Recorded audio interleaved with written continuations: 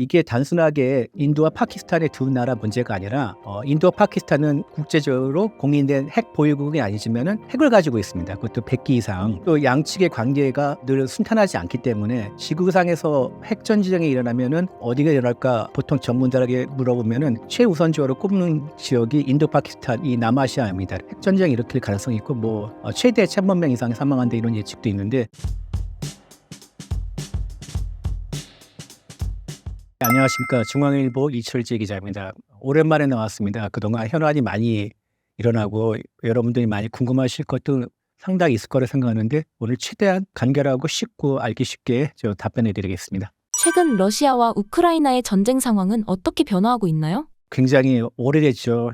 전쟁 지지부진하고 아직도 안 끝나고 있습니다. 한참이 됐는데 최근에 부활절 할 때 푸틴이 일방적으로 휴전을 했죠. 말이 휴전이지 러시아는 계속 공격했습니다. 특히 이제 주요 도시나 시설물들 타격을 하고 공습을 해서 타격을 했는데 이후에 이제 밀고 밀리는 전선에서 밀고 밀리고 엎치락뒤치락 이렇게 하고 있습니다. 전반적으로 보면은 러시아가 우세에 있습니다. 그리고 얼마 전에 푸틴이 쿠르스크 지역을 탈환했다고 공식 선언했죠. 우크라이나는 이에 대해서 부인을 했지만은 우크라이나가 수세에 있고 러시아가 우세에 있는 건 확실합니다. 그렇지만은 러시아의 우세가 이 전쟁을 끝낼 만큼 또 강하지가 않기 때문에 계속 전쟁이 이어지고 있고요. 전쟁을 끝내려면은 한쪽이 다른 한쪽의 군사력을 완전히 저항할 수 없는 정도로 줄여버리거나 아니면은 전략적 목표니까 적의 수도를 점령한다든지 이렇게 해야 되는데 이 두 가지 측면에서 러시아가 현재 이룰지도 못했고 이룰 수 있는 능력도 없습니다. 트럼프 대통령은 우크라이나 휴전 협상에 대해 어떤 입장을 보이고 있나요? 트럼프가 지난해 미국 대선 기간 중에 자기가 대통령이 당선되면 단 하루 만에 전쟁을 끝내겠다고 장담을 했죠. 그런데 대통령이 당선되고 100일이 지났는데도 아직도 아까 말씀드렸다시피 러시아 전선에서는 작지만 산발적인 교전이고 엎치락뒤치를 하고 있습니다. 트럼프는 전쟁을 끝내고 싶죠. 그러니까 자기가 중재를 해서 양측의 협상장에 딱 테이블에 앉혀서 평화협정에 사인하고 그걸 자신의 치적으로 내세우고 싶습니다. 트럼프의 미국이 원하는 거는 하나입니다. 현재 전선에서 그대로 전쟁을 끝내는 거. 이게 중요한 조건인데 그러니까 6.25 전쟁을 끝냈듯이 현재 전선을 휴전선 내지는 국경선으로 만드는 거죠. 그러기 위해서는 우크라이나가 나토에 가입을 해서는 안 된다. 2014년에 러시아가 미리 점령하고 있었던 크림반도에 대해서 우크라이나가 권리를 포기한다. 영원히 포기한다. 상당히 푸틴에게 유리한 방향이죠. 러시아에서 유리한 방향이기 때문에 푸틴이 굉장히 좋아합니다. 근데 점점 그 미국의 태도가 약해지고 있는 것 같습니다. 그러니까 전쟁을 끝내는 의지가 그러니까 계속 중재하지 않겠다. 안 되면은 손을 떼겠다. 이런 의사가 나오는 거 보니까 트럼프가 이 우크라이나 전쟁을 자기가 원하는 대로 끝낼 수가 없으니까 거기에 대한 관심이 점점 줄어드는 게 아닌가. 트럼프의 그 변덕에 대해서는 아주 말이 많죠. 그리고 잘 알려졌기 때문에 하룻밤 사이에 이렇게 정책이 바뀌고 방향이 바뀌고 그러니까 이런 일이 아주 흔하게 더 볼 수가 있고 그리고 우크라이나 전쟁에 대한 미국의 태도도 그 한 사례라고 생각합니다. 현재 우크라이나 내부 분위기와 휴전 합의에 대한 입장은 어떤가요? 전쟁 초반부만 해도 우크라이나의 그 항전 의지는 아주 강했습니다. 항상 우크라이나 내부의 여론조사에 따르면 전쟁을 수행하겠다는 찬성하는 의견이 90% 넘었고요. 그리고 우리로 말하면 이제 예비군 소집 연령이 넘은 사람들도 그 나이가 많은 중년, 노년의 사람들도 자기가 싸우겠다 자원해가지고 뇌물까지 주고 예비군에 입대한다는 이런 뉴스도 있었는데 그런데 사람이다 보니까 점점 전쟁이 오래가고 지치고 경제적으로 어려지다 보니까 최근 조사에 따르면 우크라이나의 절반 이상이 전쟁에 대한 피로감을 느낀다. 52%가 그렇다고 답을 했다고 합니다. 그리고 다수가 종전 협상을 지지하는 걸로 돼 있는데 1년 전만 해도 이 비율이 27%였으니까 2배 이상 는 거라고 볼 수가 있죠.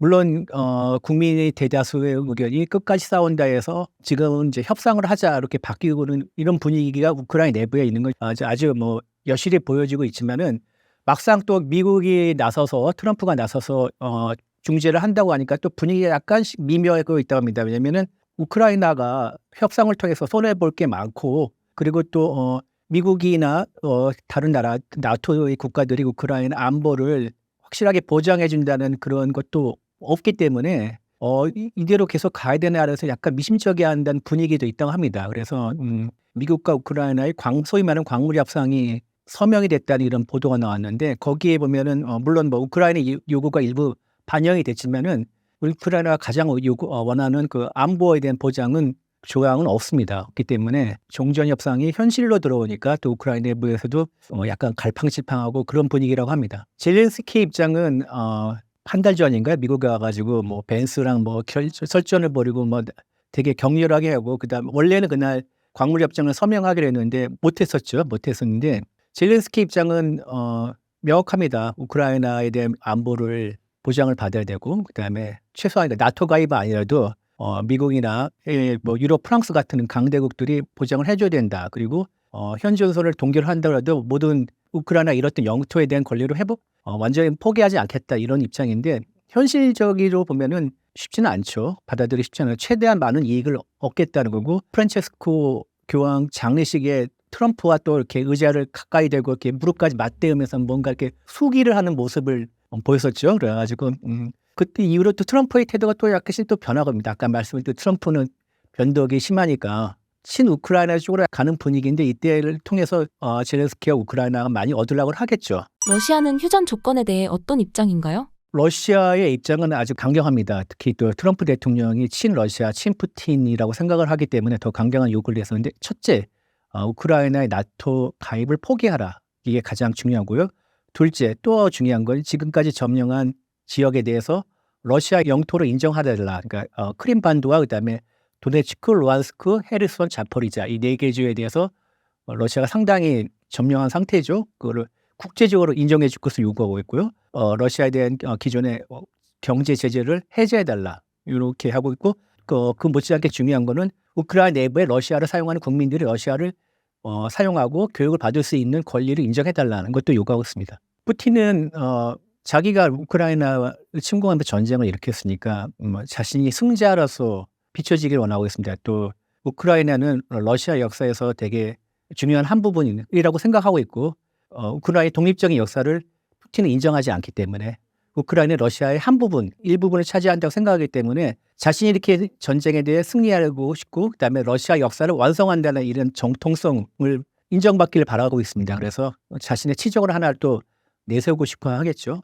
만약에 이게 둘 중에 하나라도 안 되면은 푸틴의 리더십에 상처를 입을 수밖에 없죠. 그래서 자신의 리더십, 자신의 지위를 건 도박이라고 생각할 수 있습니다. 국제사회, 특히 미국은 현재 러우 전쟁에 대해 어떤 전략을 취하고 있나요? 트럼프가 러시아를 좋아하고 특히 푸틴에 대해서 개인적으로 호감을 갖고 있는 건 맞습니다. 맞는데 그래서 이 중재 협상도 러시아에게 유리한 조건을 내세우면서 진행하고 있다고 하는데 그 기저에는 미국의 그 현실주의의 흐름이 있습니다. 현실주의는 민주주의 뭐 가치 다 중요한데 그것보다는 더 중요한 게 국가의 이익이다. 그래서 미국의 이익을 가장 크게 보장할 수 있는 그런 외교 안보 정책을 해야 된다. 이렇게 주장하는 사람들이고요.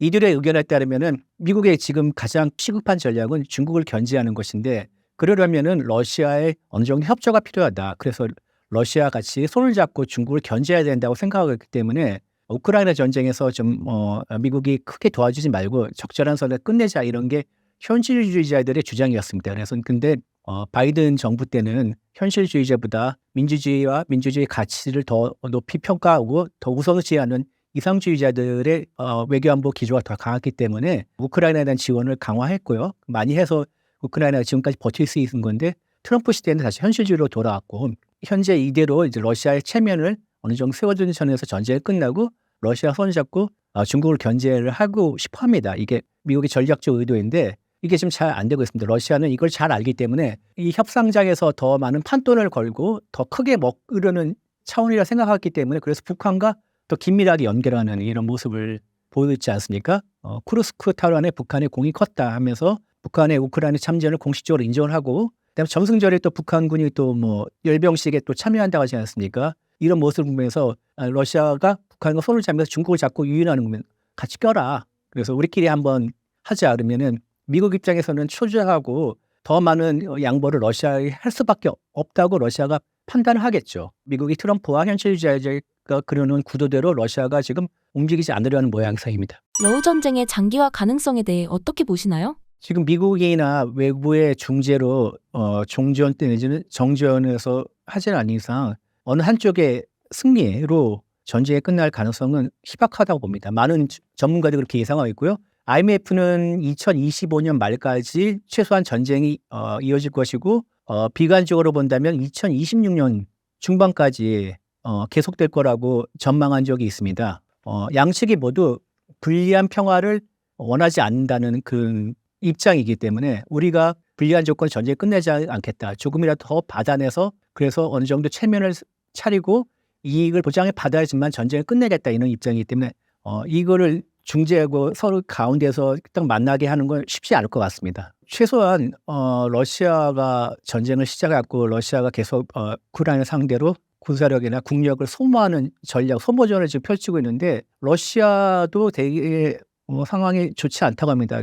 제가 어떤 한 아티클 읽었는데 러시아의 전쟁 수행 능력에 대한 전망 보고서입니다. 러시아가 올해 중반 이후로는 경제적으로 되게 힘들지 않을까. 왜냐면은 러시아가 지금 전쟁에 쓰고 있는 전비는 예산에서 국방비가 크게 는 게 아니라 러시아가 자체적으로 운영하는 국펀드에서 돈을 끌어내가지고 그거로 전비를 쓰고 있는데 이것도 한계가 있으니까 올해 한 중반 이후까지에서는 러시아의 국펀드가 이제 많이 소진이 돼서 수행 능력이 떨어지지 않을까 이렇게 전망한 게 있는데 러시아가 일으킨 전쟁이니까 러시아가 먼저 두 손을 들지 않은 이상은 끝나기 쉽지 않을 것 같습니다. 최근 파헬감 테러 이후 인도와 파키스탄 간 군사적 긴장이 급격히 고조되는 중인데 어떤 상황인가요? 4월 22일 날 인도의 카슈미르 지방을 두고 인도와 파키스탄 여러 번 전쟁이 있는데 거기 이제 관광객을 상대로 한 테러가 발생해 가지고 인도 정부는 파키스탄이 지원하는 테러리스트 무장단체가 범인인데 이 또 배후에는 파키스탄의 군 정보부 ISI가 있다 이렇게 주장하고 있으면서 군사력을 국경지대를 집중하고 있습니다. 그리고 파키스탄도 이에 맞서가지고 군사력을 또 국경지대에 집중하고 있고 그러면서 양측의 국경지대인 초소를 상대로 이렇게 총격전이 벌어지고 산발전 교전이 계속 일어나고 있습니다. 그래서 긴장감이 높아지고 있는데 이게 단순하게 인도와 파키스탄의 두 나라 문제가 아니라 인도와 파키스탄은 유엔 안전보장이사의 상임이사고 소위 말하는 P5 국제적으로 공인된 핵 보유국이 아니지만은 핵을 가지고 있습니다. 그것도 100기 이상. 그리고 또 양측의 관계가 평화롭고 늘 순탄하지 않기 때문에 지구상에서 핵전쟁이 일어나면은 어디가 일어날까 보통 전문가에게 물어보면은 최우선적으로 꼽는 지역이 인도 파키스탄 이 남아시아입니다. 그래서 핵전쟁이 일으킬 가능성이 있고 최대 1,000만 명 이상이 사망한다 이런 예측도 있는데 상당히 위험합니다. 그런데 지금 양측이 군대를 집중시키고 교전이 일어나는데 또 파키스탄의 F-16 전투기 한 대가 추락을 하지 않았습니까? 물론 이제 임무 수행 중에 어떤 기기 이상 또는 하여튼 조종사의 실수는 이제 아직 드러나지 않았지만 그리고 또 양측이 경제적 관계도 끊고 외교적 관계도 단절하고 지금 난리도 아닙니다. 인도와 파키스탄의 군사력 비교는 어떤가요? 재래식 전력만 놓고 따진다면 인도가 압도적입니다. 현역 병력만 본다면 인도가 145만 정도 되고요. 파키스탄이 65만입니다. 항공기는 인도가 2,200대고요. 파키스탄이 1,100대입니다. 탱크 전차로 온다면 4,200대 인도가 있는데 파키스탄은 2,600대입니다. 거의 두 배에서 2배 이상 정도 차이가 나죠. 그리고 인도는 항공모함이 2척을 갖고 있고요. 유사시에 발사 탄도미사일을 쏠 수 있는 전략 핵 잠수함이 2척을 갖고 있습니다. 그렇기 때문에 물론 이제 핵탄두로 따진다면 파키스탄이 좀 더 많다는 분석이 있는데 그렇다 하더라도 전반적으로 보면 인도의 군사력이 파키스탄의 한 2배 정도로 본다고 보시면 됩니다. 파키스탄이 인도에 비해서 군사적으로 밀리기 때문에 두 가지 정도의 전략을 합니다. 하나는 뭐냐면은 핵을 공격적으로 사용하겠다고 이렇게 엄포를 놓는 겁니다. 그러니까 인도의 기본적인 핵 교리는 우리가 먼저 핵을 쏘지 않겠다. 파키스탄인지 중국인지 먼저 핵 공격을 하면 우리가 핵으로 반격하겠다는 게 교리인데 파키스탄의 핵 교리는 그와 다릅니다. 필요하면은 우리가 먼저 핵으로도 선제 공격을 하겠다 이렇게 강경하게 나는 것은 이거는 그만큼 이제 파키스탄이 재래식 군사력으로 인도를 압도할 수가 없기 때문에 강경하게 나선 것이고요. 카슈미르 지방을 놓고 인도와 파키스탄 여러 번 전면 전쟁까지 벌였는데 매번 파키스탄이 이렇게 크게 이긴다 하더라도 크게 이기지 못했습니다. 거의 대부분 졌고요. 그렇기 때문에 파키스탄은 군사적인 방법보다는 비대칭 전략. 그러니까 원래 카슈미르라는 것은 인도와 파키스탄이 영국으로 독립했을 때 영주는 힌두교였고 주민의 대다수는 무슬림이었습니다. 그래서 주민들은 주민투표를 통해서 인도와 파키스탄 어느 쪽으로 갈 건지 결정하라 했는데 인도가 그거를 무시하고 카슈미르 지방을 또 이렇게 인도, 파키스탄, 중국이 다 이렇게 쪼개서 먹습니다. 나눠 가지는데 주민의 의사를 이제 반해서 인도가 강점했다는 건 아니지만 하여튼 선점을 한 거죠. 그렇기 때문에 인도령 카슈미르에 살고 있는 무슬림들이 파키스탄을 넘어와서 뭐 군사훈련을 받아가 테러 훈련을 받고 다시 인도령 카슈미르에 넘어가서 테러를 저지른 사례가 많이 있습니다. 그래서 우리가 뭐 잘 몰라서 그렇지 뭐 심심하면은 몇 년에 한 번 정도 꾸준하게 있었던 일입니다. 이렇게 해서 계속 긴장감을 일으키고 그다음에 어떤 국제적인 관심도를 집중시켜서 이 문제를 부각시키려는 의도가 숨어 있기 때문에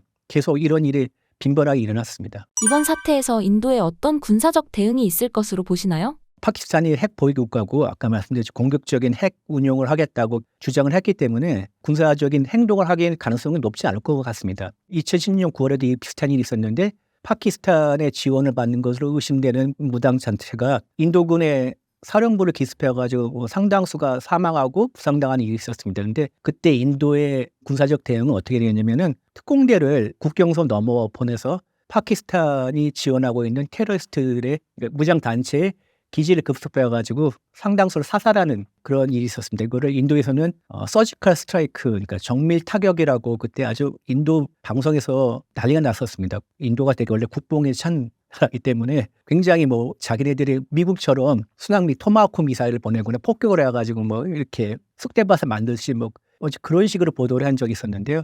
이번에도 그 비슷한 정도의 어떤 제한적이고 아주 파키스탄의 군이 아닌 테러 관련 의심되는 그런 단체, 무장 단체들을만 이렇게 골라서 지난번처럼 저 특공대를 보내든지 아니면은 전투기를 보내더라도 제한적으로만 거기만 공습하는 그런 시나리오가 가능성이 크다고 개인적으로 생각합니다. 파키스탄은 인도의 군사적 움직임에 어떻게 대응하고 있나요? 이번에 테러 사태에 대해서 파키스탄 내부에서도 유감설명을 하는 나름대로 이렇게 의사를 표현했습니다. 그러니까 이 사태를 확전하고 싶지는 않겠죠. 왜냐하면 파키스탄 경제가 그렇게 현재도 좋지 않습니다. 매우 안 좋고 그리고 또 군사적으로도 인도한테 유리한 상황이 아니기 때문에 그렇다고 또 이 국가적인 자존심도 걸려 있고 특히 이렇기 때문에 여기서 발을 빼고 싶지는 않겠지만은 인도가 또 지난 2016년처럼 서지컬 스트라이크를 다시 한번 할 경우에 이것을 용인하느냐 아니면 그냥 묻어서 지나가냐 아니면 그냥 거기에 대해서 대응하느냐 이 문제일 것 같은데 저는 좀 더 적정한 데서 끝낼 가능성이 크다고 생각합니다. 이번 사태로 인해 양국 간 외교 및 경제 관계는 어떻게 변화하고 있나요? 양국 간의 공식적인 무역 관계는 사실상 2019년인가요?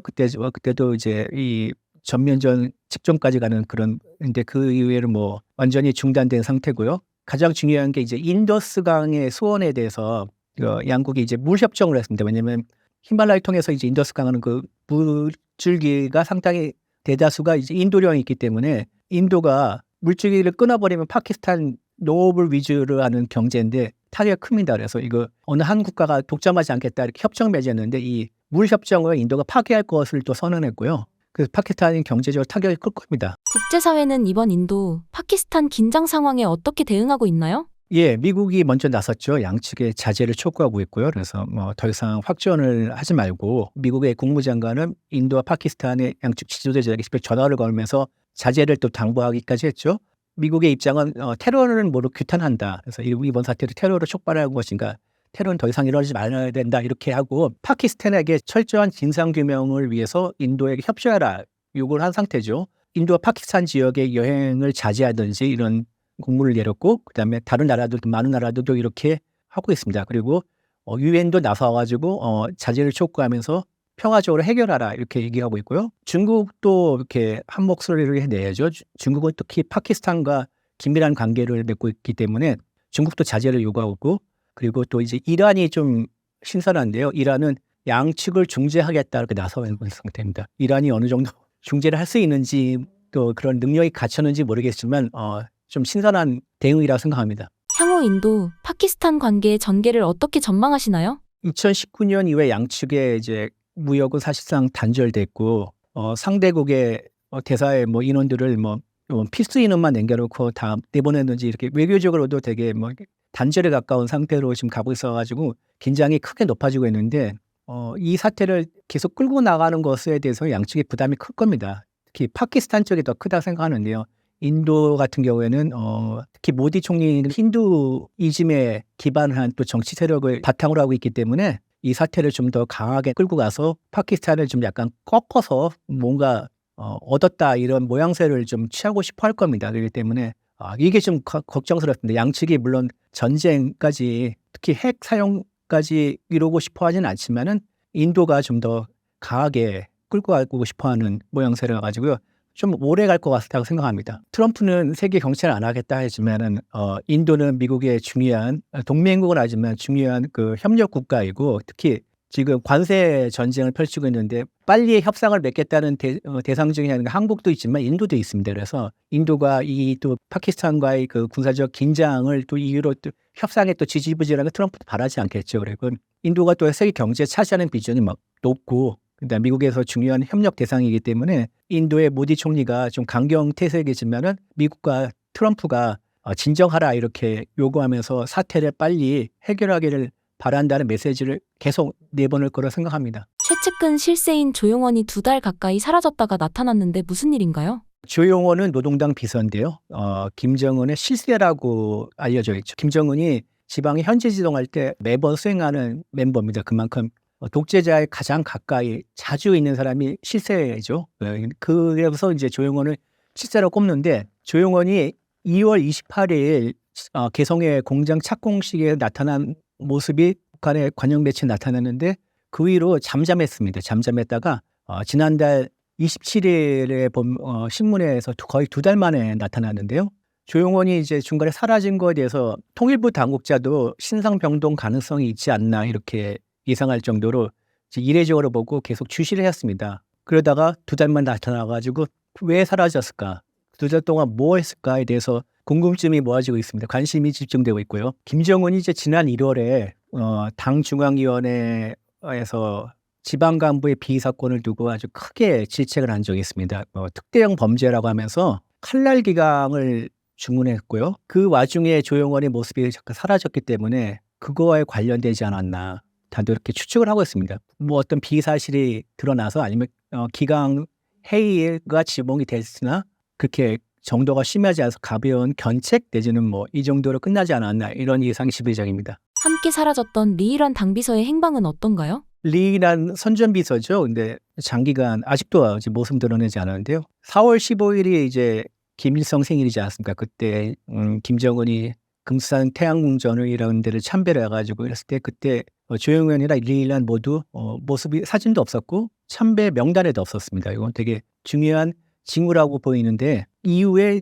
조용원은 나타났는데 리란은 아직도 안 나왔습니다. 안 나와가지고 무슨 일이 벌어졌을까 이렇게 되는데 그 미국의 이제 38로스라고 굉장히 유명한 북한 정보를 다루는 사이트인데 그 사이트의 운영 주체가 스킨스센터입니다. 거기에 이제 마이클 매든이라는 사람이 있는데 북한 지도부에 변화했다 이렇게 분석하는 글을 올린 적이 있습니다. 근데 보면은 조용원이나 리일완 같은 이런 이제 김정은의 측근이라고 하면서 수행한 하는 이런 이제 사람들 대신에 노동당 조직 지도부의 그 규율 관련 인사들이 부상하고 있다 대신. 그러면서 이제 꼽았던 인물이 김재룡 규율조사부 부장, 리희용 당 비서은경 간부 부장인데요. 이들이 최근 들에 많이 눈에 띄면서 이들의 존재감이 두드러졌다. 그래서 조용원이 뭐 다시 이제 어느 정도 복권을 했지만 김정은의 실세로 위치를 다시 되찾았나 이걸 좀 더 지켜봐야 할 문제를 생각합니다. 김정은은 독재 국가의 독재자고 절대 권력을 갖고 있기 때문에 항상 자신을 제외한 밑에 있는 주변 특히 측근 세력들에 대해서 항상 이렇게 흔들고 싶어합니다. 왜냐하면은 이건 독재자의 기본적인 습성이죠. 이인자를 또는 어떤 한 측근이라고 하는 세력들이 더 많은 권세와 권력을 얻는 것에 대해서 싫어합니다. 왜냐하면 그만큼 자신의 권위와 권력이 누수가 되는 거기 때문에 항상 흔듭니다. 그래서 누구 경계를 하고 계속 이인자나 또 이런 실세들의 등장을 계속 막아옵니다. 그런 전형적인 독재 정치의 한 행태라고 볼 수 있습니다. 조용원의 행보가 장성택과 유사의 숙청 가능성이 있다는 시각에 대해 어떻게 생각하시나요? 장성택 같은 경우에는 김정은의 후견인이었고 그다음에 백두혈통과 또 결혼한 사람이었기 때문에 또 막강한 권세가 있고 조용원과도 부류가 좀 다른 사람이고 그리고 조용원이 아무리 권세가 있어 하더라도 장성택이 한때 누렸던 것만큼 비교한다면은 세 발의 피였고 물론 이제 김정은이 또 수가 틀려고 또 이때다 싶어서 고위 당간부들을 상대로 한 대대적인 숙청을 벌일 수는 있겠지만 그건 뭐 가능성이 높지 않고요. 김정은을 보면은 주기적으로 계속 고위 간부들을 혁명화 교육을 많이 시키지 않았습니까? 한참 잘 나가다가 또 어느 정도 사라졌다 보면은 뭐 다시 또 하고 최룡해 같은 경우에도 뭐 김정일 때 뭐 몇 년, 6년 동안인가요? 어디 지방을 돌아다니면서 산골 마을에서 농장에서 일하다가 당뇨병인가 되게 성인병이 되게 심했는데 워낙 고생을 하면 살을 빼가지고 건강이 더 좋아졌다는 이런 소문까지 나올 정도였거든요. 북한 매체가 이런 사진을 내보내는 배경은 무엇인가요? 공산주의 사회는 굉장히 정보를 많이 통제하고 비밀스럽게 모든 국정이 진행이 되기 때문에 그 속내를 알기 굉장히 어렵습니다. 그래서 그 냉전 시대 때 미국이 소련의 정치 현황을 분석하는 기법이 있는데 이거를 크렘린 로지라고 합니다. 크렘린의 미묘한 정치적 변화, 기류를 파악을 어떻게 하냐 하면은 초상화가 걸려있냐 내려져 있냐, 공식 행사에서 의자를 어떤 순서로 배치하냐. 특히 이제 많이 쓰이는 게 소련 시절 불광장에서 열병식이 많이 있는데 그때 순서가 어떻게 돼 있냐, 서 있는 순서. 당 기관집, 소련 같은 경우는 프라우다였는데 북한은 이제 노동신문이죠. 기사를 어디에 배치하냐, 앞면에 배치하냐, 뒷면에 배치하냐, 사진을 얼마큼 크게 싣냐, 이런 거 사소한 단서들을 가지고 권력의 변화를 하는데 북한과 소련 그리고 특히 이런 이제 독재 국가들은 당 서열이 아예 드러내지 않습니다. 거기에 따른 의전이 명확하게 구분이 되기 때문에 이런 이제 의전과 관련된 사소한 변화로 가지고 권력이 어떻게 흐르고 있고 어떻게 바뀌고 있고 이런 거를 또 이렇게 캐치할 수가 있습니다. 진수식에 등장했던 김주혜의 모습을 어떻게 보셨나요? 북한은 안 그렇지만 이제 특히 한국을 비롯해서 이제 서구권 국가들의 군함 진수식을 보면은 퍼스트 레이디니까 제일 높은 사람의 배우자, 그 뱃머리에 이제 샴페인을 깨트리는 게 관리였습니다. 그래서 김주혜가 이 서구적 입장에서 본다면은 진수식에 왔다는 것은 퍼스트 레이디 아니면 상당의 권한을 가지지 않았나. 그러나 이제 김주혜가 이런 모습을 보인다 하더라도 확실하게 후계자가 됐냐 이건 또 별개의 문제라 생각합니다. 왜냐면은 김정은이 아직 나이가 어리고 뭐 건강에 문제가 있다도 아직 40대고 최소한 몇 년을 더 집권할지 모르겠지만 이 건재한 상태에서 아까 말씀드리지 않았습니까? 독재 국가에서 2인자를 안 키운다고. 그러니까 김주혜를 확실한 후계자로 내세운다는 것은 두 가지 경우밖에 없을 것 같습니다. 김정은의 건강이 안 좋든지 체제가 불안하든지. 근데 이것도 아닌 상태이기 때문에 벌써부터 후계자를 확정하는 거는 좀, 그리고 또 그거를 대내외적으로 알리는 거는 좀 그렇지 않을까 싶습니다. 그럼에도 불구하고 김주혜를 국가적인 행사에 자주 데리고 다니는 것은 뭐 어제 오늘이 아니지만 그만큼 그 자애로운 아버지의 모습, 어떤 뭐 그런 것을 강조하려는 게 아닌가. 김주혜가 너무 어리지 않습니까? 예, 아직 20대도 안 되는데. 그리고 뭔가 후계자로 내세운다면은 거기에 걸맞은 업적을 쌓아야 돼서 그걸 강조해야 되는데 그거 김주혜가 그런 업적도 쌓지 않았기 때문에 후계자로서 이렇게 다음에 얘다 이런 거 보여주는 것보다는 나는 자유로운 아버지고 인민의 아버지다 이런 이미지를 보여주는 게 아닌가 저는 개인적으로 생각합니다. 최근 시진핑 주석의 군부 숙청이 집중된 배경은 무엇인가요? 시진핑은 계속 이제 집권 이후에 부패 척결을 내세웠고 중국판 방산 비리가 또 심하다 생각하고 상당히 많이 또 이렇게 숙청을 하면서 많은 고위장성들을 내보낸 적이 있습니다. 그래서 이런 일환이라고 생각하고 있고요. 그다음에 중국이 이제 2027년에 대만을 쳐들어가서 통일 전쟁을 일으킨다 이런 분석이 있는데 지금 아직까지 중국군이 현대화를 많이 진행하고 있지만 작전 수행 능력은 떨어진다는 평가를 받고 있기 때문에 이런 이제 기강을 확실하게 세워서 전쟁 수행 능력을 높여야 된다는 이런 분석도 있고요. 추정을 하면서 자신에 대한 충성심을 끌어올리려는 의도도 있다 이렇게 분석하고 있는데 또 일각에서는 지금 시진핑이 직접 이렇게 픽한 키워온 인물들이 계속 숙청을 당하고 있기 때문에 시진핑의 군권이 약화되는 거 아니까 통제력이 약화되는 게 아니냐 이런 분석도 있는데 요거는 좀 개인적으로는 이렇게 높지 않다고 생각합니다. 숙청된 인물들 중 핵심적인 인물은 누구이며 그들의 낙마가 군 내부에 어떤 영향을 미쳤나요?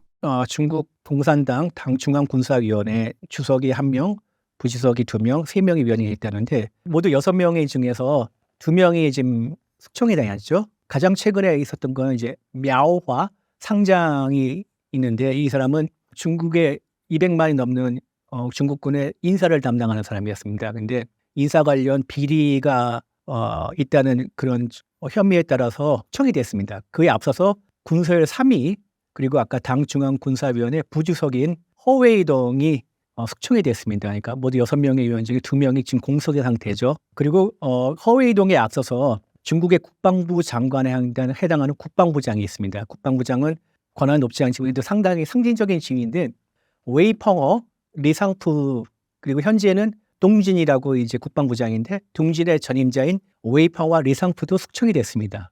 둘 다 개인적인 비위 혐의가 있는데 리상푸 같은 경우에는 로켓군이었습니다. 로켓군이 뭐냐면은 중국에서는 미사일을 떼내가지고 탄도미사일, 순항미사일을 따로 운영하는 독립적인 군정을 하나 만들었습니다. 인터넷에는 제2포병이라는데 그거를 시진핑 시대에 들어 로켓군으로 바뀌어가지고 시진핑이 되게 전략적으로 많이 키워졌는데 로켓군 출신이었습니다. 그래서 리상푸가 로켓군 출신이었는데 시진핑이 픽해가지고 국방부장까지 앉혔는데 숙청이 된 겁니다. 그러면서 크게 이제 두 가지가 원인이라 생각하는데 하나는 미사일 관련해가지고 중국의 방산기업으로부터 뒷돈을 받았다. 그러니까 중국판 방산 비리죠. 그게 또 하나 있고 미국이 중국 로켓군을 분석한 보고서를 냈는데 부대의 위치나 뭐 이런 것에 대해서 아주 세밀한 정보가 담겨 있습니다. 그래서 중국 로켓군 보고서를 나올 때 비밀이 유출됐다. 그래서 이게 리상푸가 책임을 물어야 된다. 이런 분석도 있고요. 웨이펑어, 리상푸 두 사람이 숙청이 됐는데 현 국방부장이 동진도 영국의 파이낸셜 타임스가 조사를 받고 있다. 이런 보도가 나왔습니다. 그래가지고 중국 국방부는 즉각 부인했지만은 한동안 모습을 안 드러나는데 공산국가에서는 공식 핵상에 나온 사진을 보고 현재 권력의 향방을 알 수 있다. 근데 동진의 모습이 사진이 나왔기 때문에 영국 파이낸셜 타임스의 보도가 최소한 조사를 받더라도 뭐 혐의를 벗지 않았나 뭐 이렇게 볼 수가 있고요. 중국의 당중앙군사위원회 모두 6명이 있는데 허웨이동과 мя오와 두 사람이 숙청이 됐는데 두 사람을 뭐라고 분리하면은 푸젠방 또는 대해방이라고 합니다. 파벌. 푸젠방은 복골성 푸젠이라고 하죠. 거기가 이제 대만 바로 앞에 있어가지고 동부정구라고 합니다. 동부정구는 대만을 주로 상대하는 전구인데 거기 출신들입니다. 그래서 또 시진핑이 지방 근무할 때 복건성이 푸젠성이 있었기 때문에 푸젠방 대만을 해방시키는 파벌이라고 대해방이라고 합니다. 푸젠방이자 대해방인 мя오와 허베이동이 숙청이 됐기 때문에 이 중국 군부의 이 한 파벌이 좀 이렇게 무너지지 않은가 이런 또 분석도 나오고 있습니다. 장유샤 부주석의 부상이 시진핑 주석의 군 장악력에 도전이 될 수 있나요? 주요 정치 행사 이제 양회가 끝나고 시진핑이 퇴장하는 자리에서 모든 사람들이 다 참석자들이 시진핑 향해서 박수를 치고 있는데 장유샤가 이렇게 고개를 살짝 등을 돌리면서 뭐 서류를 챙기는 모습이 보이지 않았습니까? 이것 때문에 말들이 많았습니다. 장유샤가 누구냐면은 중국의 공산당 당 중앙군사위원회 부주석입니다. 부주석 중에 한 명인데 중국이 1979년인가요? 그때 베트남과 전쟁을 벌였는데 그때 참전한 경력이 있습니다. 그래서 월전방이라고 합니다. 월남 참전 경험이나 월전방이라고 하는데 그 대표적인 인물입니다. 그다음에 공산당 2세대고요. 시진핑의 아버지 시중신과 같이 마오쩌둥 밑에서 싸웠던 장중신이라고 있습니다. 이 아들이고 그래서 홍얼타이라고 하죠. 홍2대, 공산당 2세대, 그러니까 원로 2세대라고 해가지고 같이 시진핑과 어렸을 때 잘 알았고 친했다고 합니다. 친했다고 하는데 양회에서 등을 돌리는 것도 되게 불경스러운데 그렇게까지 자기가 권위가 있지 않나. 그러니까 그래서 시진핑의 군부에서 영향력을 잃고 그 대신 장유샤가 이렇게 특세를 하지 않았나. 이런 분석이 나옵니다.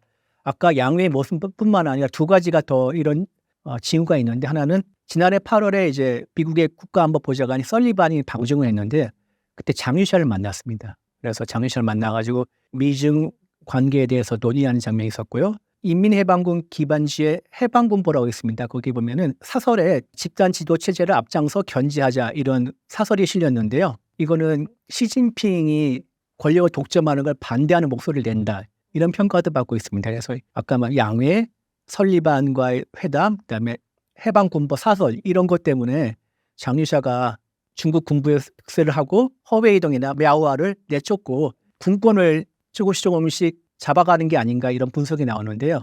시진핑이 좀 대대적인 수총 때문에 영향력을 잃어갔다 이런 분석이 있는데 저는 아니라고 생각합니다. 특히 뭐 일각에서는 좀 호들갑스럽게 군부 쿠데타 가능성까지 이건 상당히 앞서간 일을 생각합니다. 중국 공산당 역사에서 지금까지 군사 정변이 일어난 적도 없었고 이 가능성도 크지가 않습니다. 그래서 시진핑이 장유샤를 좀 고깝게 생각해가지고 숙청을 시도한 것 같습니다. 갔느냐 거기서 잘 버텨냈지 그 이상을 넘어서 시진핑에 대항한다거나 아니면 뭐 쿠데타를 일으키거나 이런 거는 상당히 어려운 일이라고 생각합니다. 군부 내 파벌 간 갈등이 현재 어떤 양상을 보이고 있나요? 장유샤가 이끄는 월전방은 2명이나 남았습니다. 월전방에 득세를 하고 대해방은 지금 사라지는 모든 형상인데요. 시진핑이 과연 이거를 그대로 둘까? 그럴 것 같지는 않습니다. 지금 공석이 두 자리를 다른 사람을 채우겠죠. 그 장유샤가 이끄는 월전방을 견제할 다른 세력으로 채울 거라 생각하고 있습니다. 시진핑 주석의 군사 현대화 계획은 현재 어떤 상태이며 숙청이 이에 어떤 영향을 미치고 있나요? 중국의 군사 현대화는 아주 무서울 정도입니다. 그래서 지금 군함을 뽑아내는 건조 속도라든지 그다음에 4세대 이상의 전투기나 이 전차를 실전 배치하는 그 능력은 미국이 두렵다고 할 정도로 빠르고 있고 투자도 많이 하고 있습니다. 그리고 거기에 따라서 장거리로 이렇게 무력을 투사할 수 있는 능력까지 갖추고 있어가지고 미국이 상당히 경계하고 있는데요. 그럼에도 불구하고 중국군의 하드웨어적에서는 상당히 많이 미국을 따라가고 있고 어떤 면에서 미국을 앞서고 있는데 이 소프트웨어에서는 상당히 부족합니다. 특히 작전을 짜고 거기에 맞춰서 이렇게 전쟁을 수행하는 능력은 중국군이 떨어집니다. 왜냐하면은 미군은 계속 지금도 전쟁을 벌이고 전투를 하고 있는데 중국군은 그런 경험이 적기 때문에 자신들의 그러니까 수행 능력을 검증을 하고 거기에 걸맞은 인재를 이렇게 키울 수 있는 기회가 적습니다. 그래서 시진핑이 더 이 숙청에 연연하는 것 같다는 분석이 있습니다. 그러니까 이 계속 기강을 높이고 그다음에 실력은 없는데 연줄이나 배경에 따라서 진급하고 승진한 사람들을 걸러내겠다. 군부 내에서 이렇게 실력이 없는 사람들 속아내는 방식으로서 숙청을 한다는 이런 분석도 있습니다. 중국 군부의 이러한 변화가 대만과의 긴장 관계에 어떤 영향을 미칠 것으로 보시나요? 중국이 2027년에 통일전쟁, 그러니까 대만을 침공해서 통일을 이루겠다는 이런 예상이 나오고 있는데 그 하나의 정황으로 대대적인 현대화를 하고 있습니다. 하드웨어적으로 상당히 미국의 군사력의 일정 부분에서는 앞서가는 그런 상황까지 벌어지고 있습니다. 그러나 아까 말씀드렸다시피 중국은 실제 전투를 치르고 전쟁을 수행한 경력이 적기 때문에 소프트웨어는 부족한 힘이 많습니다. 그래서 시진핑이 숙청을 통해서 능력 있는 인사를 발탁한다는 이런 분석이 나오고 있는데 그만큼 소프트웨어 미비한 점까지 보완한다면은 대만으로서는 굉장히 어려운 상황을 맞을 수밖에 없겠죠. 그리고 대만이 모병제를 폐지하고 다시 징병제를 도입하고 나름대로 군사력을 증강하고 있는데 여러 가지 어려운 점이 있습니다. 최근 뉴스를 보면은 대만이 자체적으로 건조한 잠수함을 진술을 하고 난 뒤 시험 운행을 하다가 엔진이 고장이 나서 멈춰선 적이 있다고 합니다. 상황이 이렇게 대만에서는 불리하게 흘러가고 있고 시간도 많지 않은 것 같습니다. 중국의 2027년 대만 침공 시나리오를 어떻게 보고 계신가요? 일단은 왜 2027년인가를 봐야 됩니다. 2027년은 중국 인민해방군이 창군한 지 100주년이 되는 해입니다. 그래서 중국에서 상당히 의미가 있고요. 공산권 국가들이 정준열, 그러니까 꺾어진 해를 되게 중요시 여깁니다. 중국이나 북한이나 5년, 10년, 몇 주년, 5주년, 10주년, 15주년, 20주년, 100주년 이건 얼마나 크겠습니까? 그리고 시진핑의 3년임 끝나고 4년임을 또 바라는 해고 그래서 성과를 내세우려는 이유가 있고 정치적 이유도 있습니다. 그리고 또 2027년 정도 되면은 중국군의 인민해방군의 현대화가 어느 정도 궤도에 오른 해라고 보기 때문에 다들 2027년을 생각하고 있는데 그러나 그 실제 전쟁이 일어날까? 대만 시나리오를 가지고 미국의 랜드나 유명한 싱크탱크를 비롯해서 미 해병대도 그렇고 각군도 그렇고 여러 번 시뮬레이션을 돌려봤는데 대개는 이제 지금 상황으로 본다면 미국이 이긴다. 그러나 미국의 피해가 크다. 이렇게 결과가 나왔습니다. 그리고 중국이 미국을 상당히 따라잡았다 하더라도 또 2027년에 전쟁을 일으켜서 대만을 점령하더라도 중국이 입을 수 있는 피해가 상당히 클 거라고 가능성이 큽니다. 그래서 그만한 피해를 감수하고 중국의 입장에서 통일을 이루어야 될까, 해내야 될까, 해야만 필요성이 있을까 이거는 또 별개의 문제 생각합니다. 그래서 중국이 생각하는 그 레드라인이 있습니다. 그러니까 대만이 독립을 선포하는 거니까 그러니까 중국의 일부가 아니라 독립한 공화국으로 주장을 하지 않는 이상, 그러니까 레드라인 넘지 않는 이상 계속 지금과 같은 이렇게 군사적으로 압박하고 이렇게 대만 주변에 여러 번 이제 봉쇄를 한다고 하고 그래서 아니 그다음 대만 주변에 뭐 미사일을 쏜다든지 아니면은 소위 말해 통제선을 넘어가가지고 뭐 이렇게 우리 카디지 같은 개념에 통제선 넘어가가지고 이렇게 영공 가까이 가다든지 이렇게는 하겠지만은 실제 전쟁을 일으킨 거는 더 지켜봐야 될 생각이라고 봐야 된다고 생각합니다. 신사임당 시청자분들을 위한 한마디 부탁드립니다. 국제 정세가 긴박하게 돌아가고 있고 그리고 올 하반기는 제가 보기에는 외교 안보적으로 빅 이벤트도 많을 것 같고 여기 나와서 여러분께 설명드릴 기회가 많아질 것 같습니다. 종종 뵙겠습니다.